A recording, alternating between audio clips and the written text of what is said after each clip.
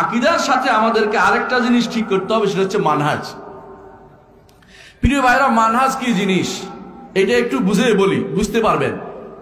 আপনি যখন দেখেন চলার পথ, একজন মানুষ, আমরা আজকে আসার সময় ধরেন দিনাজপুর আসবো, আসার পথে একদিকে যতই আসি দেখি যে রাস্তা ওইদিকে ঘুরে দিচ্ছে, ওইদিকে ঘুরে দিচ্ছে। আমরা ঘুরতে ঘুরতে অনেকক্ষণ লাগছে আমাদের আসতে। কেন? রাস্তা হারিয়ে ফেলছি। যে রাস্তা হারিয়ে ফেলা, আল্লাহ তাআলা তার নবীকে একটা সহজ সরল পথ দিয়ে দিয়েছেন। সেটা কি? সিরাতে মুস্তাকিম। সিরাতে মুস্তাকিমে কারা ছিল? নবিয়্যিন, সিদ্দিকিন, শুহাদা, সালেহিন।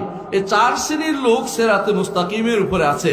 এদের পথে যদি আপনি চলেন, এই পথে, তাহলে আপনি এদের পিছে পিছে কোথায় যাবেন? জান্নাতে যাবেন।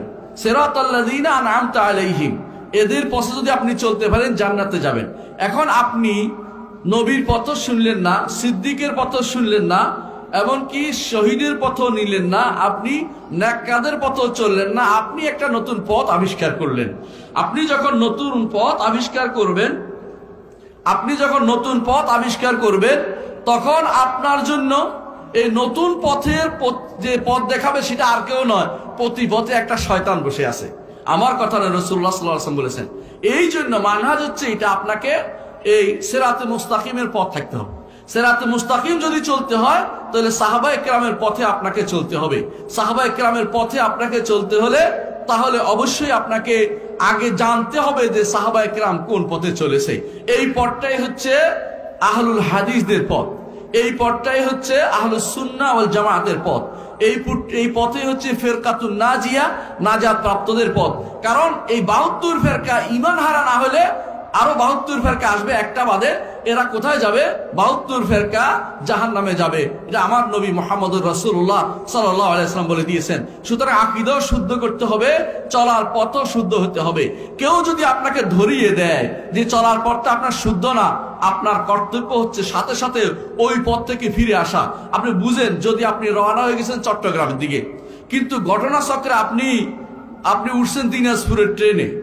এখন যত তাড়াতাড়ি নামবেন তত ভালো, যত তাড়াতাড়ি নামবেন তত ভালো। কেন?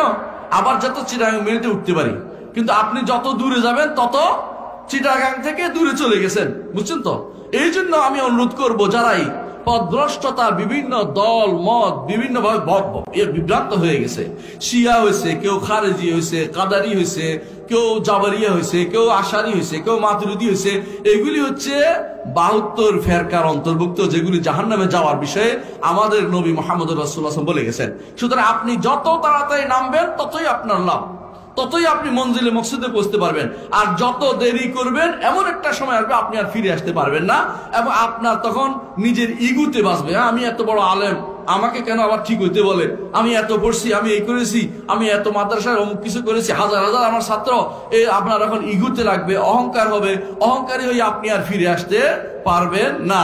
এই জন্য যত বেশি, যখনই দেখবেন যে আপনি আল্লাহর পথ থেকে দূরে সরে যাচ্ছেন, আপনি রসুলের পথ থেকে দূরে সরে যাচ্ছেন, আপনি সাহাবায়ে কেরামের পথ থেকে দূরে সরে যাচ্ছেন, তখনই যদি আপনাকে স্মরণ করিয়ে দেওয়া হয়, তখনই আপনি ফিরে আসবেন। ওয়াযাক্কির ফাইন্না যিকরা তানফাউল মুমিনিন, স্মরণ করিয়ে দেন, স্মরণ করিয়ে দিয়ে কাজে লাগে। প্রিয় ভাইরা, বাকি আলোচনার আগে একটা কথা বলি, আপনারা শুনবেন তো? সেটা কি? এই যে একটা মাঠে এই অনুষ্ঠানটা হয় প্রতি বছর, হয় না? আপনাকে চাননি এই অনুষ্ঠানটা থাকুক? কে কে চান দেখি হাত তোলা দেন। আমিও চাই যেন এটা থাকুক, ঠিক না? আলহামদুলিল্লাহ। প্রিয় ভাইয়েরা, এই মুখে যদি বলেন যে এটা থাকুক, কিন্তু কর্মকাণ্ডে কিছু করলেন না, এটা কি ভালো হবে? অবশ্যই কিছু করা উচিত। এই করাটা হচ্ছে, এই যে খরচটা আছে এটা চালানোর জন্য, পরিচালনার জন্য আপনাদের কাছে উঠবেন না কেউ, একটা অনুরোধ জানাচ্ছি, প্রত্যেকেই যা পারেন তা আপনি অবশ্যই, এখনই আমাদের কিছু ভলান্টিয়াররা বের হবে, ওদের হাতে আপনি দিয়ে দিবেন। এর মাঝে আমি আমার আলোচনা ইনশাল্লাহ সমাপ্ত করবো। ইনশাল্লাহ আমার আলোচনা রয়ে গেছে, আপনার মনে করেন শেষ হয়ে গেছে। এই জন্য যে ভলান্টিয়ার ভাইদেরকে বলি, তা আপনারা উঠে যান, তাদের কাছে যান, প্রত্যেকের কাছে তাদের পকেটে যা আছে